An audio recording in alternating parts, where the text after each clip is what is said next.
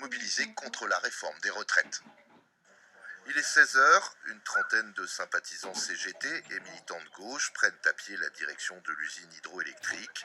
Cette centrale EDF, située sur la Loire, à une quinzaine de kilomètres de Saint-Étienne, est équipée de deux turbines capables de produire chacune 32 mégawatts par heure. Objectif des militants, obtenir des équipes en place qu'elles bloquent la mise en route des turbines lors du pic de consommation d'électricité entre 18 et 21 heures. Comment ça se passe? On appuie sur un bouton? Non, non, on programme les groupes et ils démarrent. C'est tout par informatique et tout. Soit l'agent va venir et couper soit au bouton direct d'arrêt rapide, de sécurité on va dire, soit il arrêtera le programme et après on verra si on démarre ou pas selon le nombre qu'on a ici.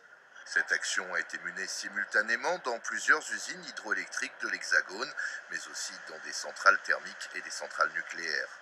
Ça, c'est ce que vous avez réussi à sortir du réseau. Baisse de charge 10 339 mégawatts. mégawatts. Il n'est pas question pour ces militants de provoquer une coupure générale ni de mettre en péril l'alimentation de sites sensibles comme les hôpitaux ou les cliniques, mais de faire la démonstration que leur mouvement peut aussi avoir des conséquences économiques. On est là pour que ça coûte un petit peu au portefeuille du patron, qui sera là, ça sera 26 ou 32 mégawattheures, qui ne seront pas injectés sur le réseau. Donc, il faudra importer du mégawattheure de l'étranger, etc. Donc, tout ça dans le cadre du mouvement contre la réforme des retraites à point. Selon la CGT de la Loire, ce n'est pas la première fois que ce type d'action est mené dans le cadre du mouvement contre la réforme des retraites, mais c'est la première fois que la presse y est conviée.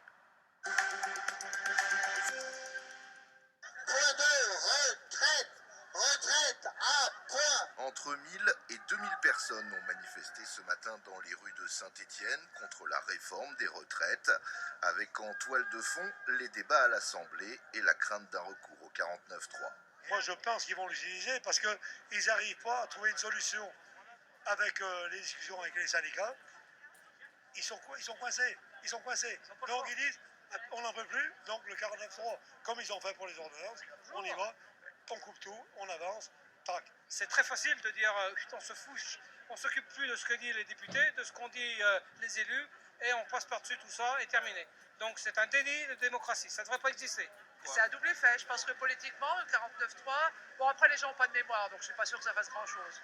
Je pense qu'il va l'utiliser, mais je pense que ça serait bien quand même, parce que les gens vont se révolter là. Ouais. En fait, ça peut avoir un effet Positif sur la conscience politique des Français, ouais.